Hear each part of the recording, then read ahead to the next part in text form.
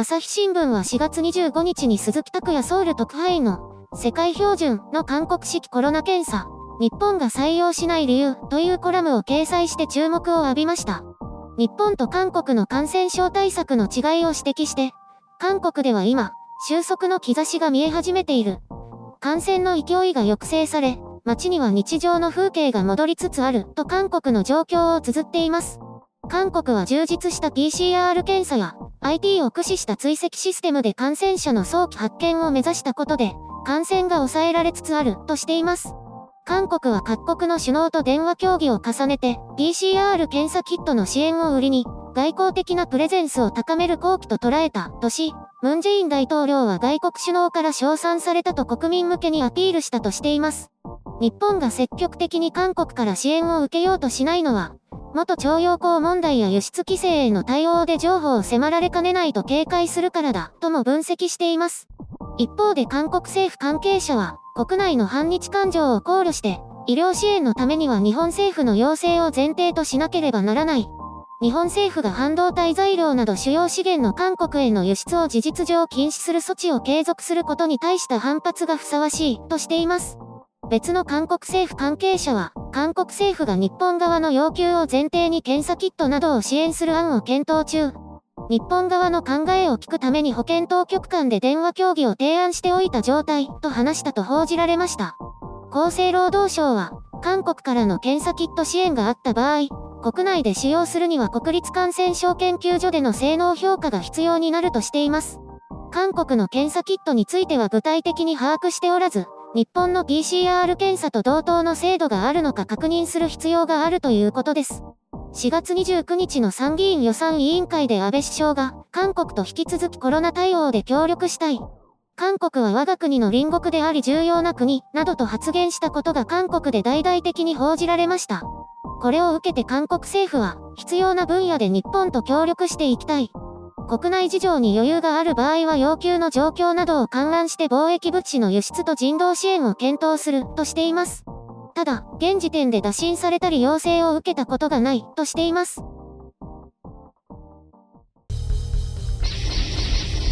編集所官。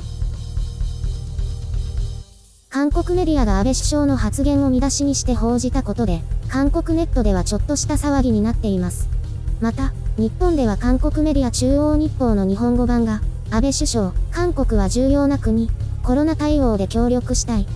という見出しでオンライン版に掲載し、Yahoo ニュースなど大手ネットメディアに掲載されたことからこれまたそっち方面でちょっとした騒ぎになっています。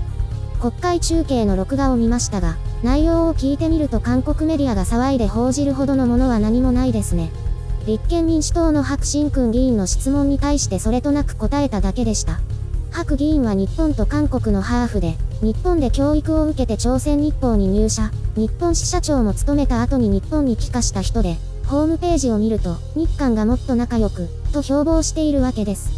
彼が、3.1 独立説のムン・ジェイン大統領の演説で日本との協力を呼びかけたことや、チャーター便でお互いの国民を乗せたことを取り上げていました。その流れの中で、近隣諸国との関係が非常に重要だと思います。そういう観点からどうでしょうか、という質問に対して安倍首相は、隣国で重要な国だ、としたわけです。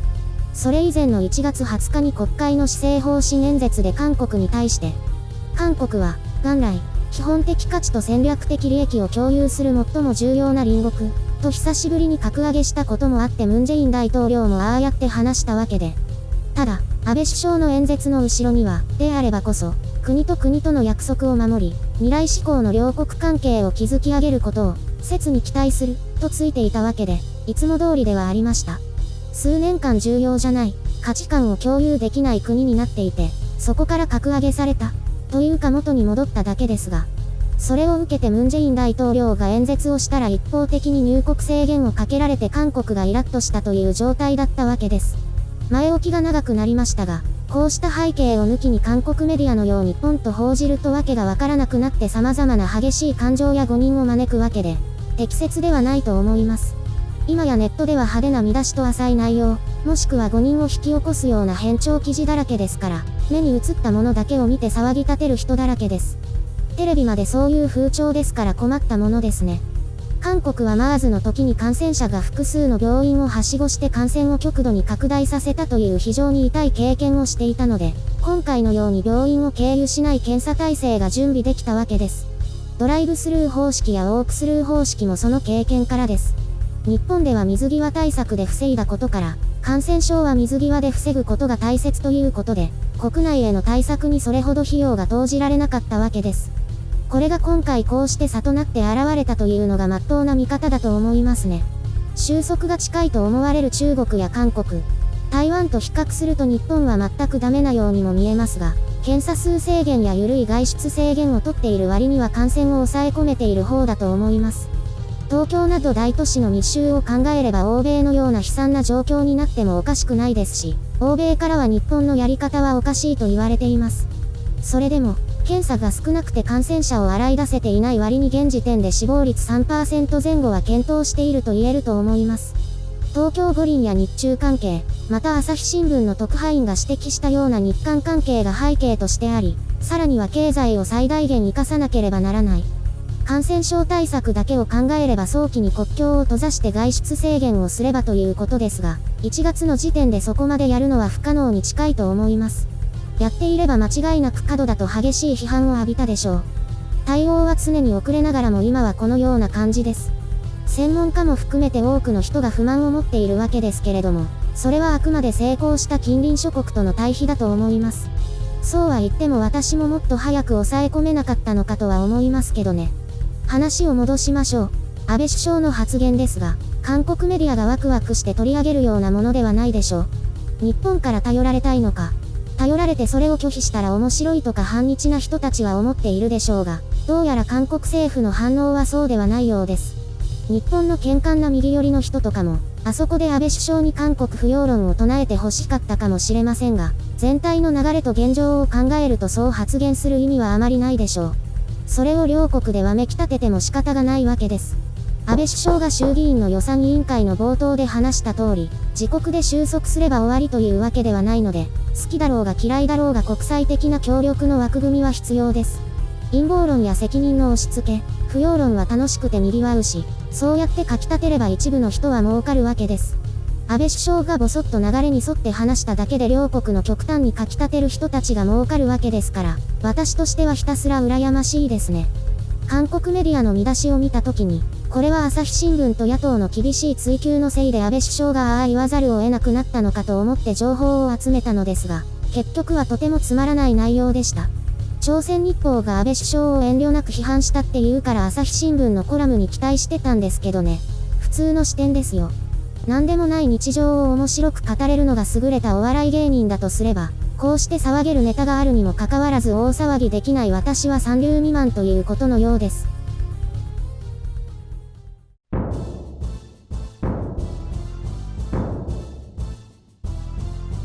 キム・ジョンウン生きているじゃないですか。いきなりそこ、関係ないじゃないですか。ああ、韓国の議員が 99% 死んでるって言ってたのに。元北朝鮮高官で脱北者のテヨンホ議員ですね。あんなの信じたんだ。信じるというか、99% って言われたら期待するじゃないですか。私もどうかなと思っていましたけど、映像にはもろに5月1日の日付が入っていて、事前に撮られたものではなさそうですね。私も映像を見ました。すごく元気そうでした。そしてすごく太ってましたね。なんかもうはち切れそうでしたね。太った赤ん坊みたいな腕をしてました。病気だったとは思えないくらいでしたね。ちょっと、少しは韓国の話もしてあげてくださいよ。今回は日韓関係が主題だから。お疲れ様です。何が？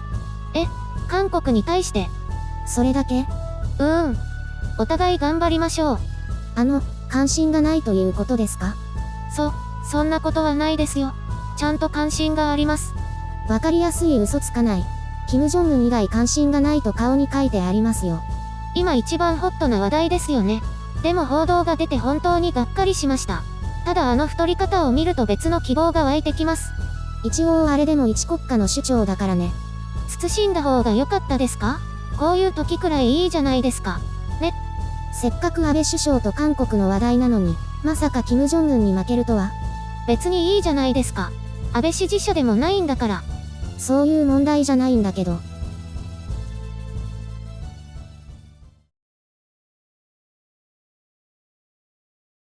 給付金の申請しました？まだです。申請サイトが混雑してて。後でもう一回やってみようかな。私はマイナンバーカードが行方不明で。マイナンバーカードってなくなるんですか？あんな大切なものを。使ったことあります？ないと思います。私は何回か何かの手続きで使ったんですけど、その時にそのあたりにポイッと置いてたら行方不明になって。なんできちんとしまわないんですか？ね。ねえじゃないですよ。再発行したらいくらかかるんですか？調べたところ500円だそうです。意外と安いね。そういう問題じゃないでしょ。きっと家の中だから頑張って探してるところ、全部ひっくり返したら出てくると思う。そんなに記憶にないんですか？ないね。まるで白雪さんが乗り移ったみたいに。失礼な。私はきちんといつものところに置いていますよ。本当にいつ何に使ったのか記憶にない。住民票かな？去年パスポート更新した時かも。違うな。あの後に何かで持ち出したはず。99,500円になっちゃいますよ。笑顔の写真を提出して顔認証が使えない人に言われたくないです。ああ、それ言ったらダメです。誰かわかるじゃないですか。大丈夫。あれは人に見せるものじゃないから。それよりも早く見つけないと。見つかった。いつものところにあった。